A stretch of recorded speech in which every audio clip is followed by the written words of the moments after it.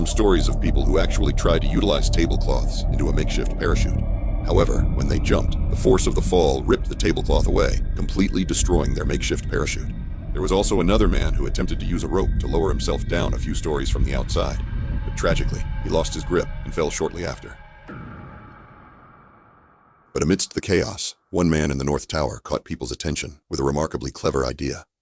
Eyewitnesses noticed him along the side of the building, seemingly attempting something different. He appeared to be scaling down the structure, using the side pillars to shimmy his way down, with his entire back and hand pressing against one side, and his legs and other hand gripping the other side seemed to be the best strategy as he carefully lowered himself, trying to escape the inferno above.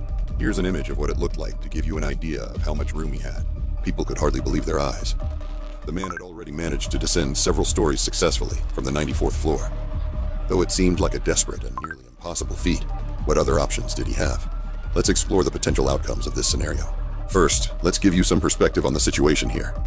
Each tower looms over the city, sitting at over a staggering 1,300 feet in the air. And if that is not enough to illustrate the pure horror, here are a few pictures from the top looking down. For him to successfully descend the entire building this way, it would be nearly impossible. The strain on his legs and body from gripping and holding himself up for such an extended time would eventually lead to exhaustion. His only means of support were the side pillars and the narrow, barely protruding ledge that bordered the windows. Here's a close-up image showing the scale of the beams in comparison to a human body to give you an idea of how much room he had. Descending in this manner, with so little to hold on to, would have been incredibly challenging. In this close-up photo of the windows, you can see that a small groove and about 1 inch of ledge forming the seal of each window would be all the leverage this man had to hold on to. But even if he somehow managed to make it that far, another major obstacle would arise as he neared the lower levels. See these lines on the towers? They indicate a change in the building's design that would have blocked his descent.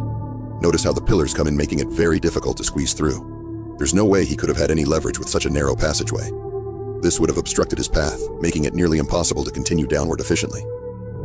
However, these floors, if reached, were mechanical floors, which lacked windows due to their design for housing equipment.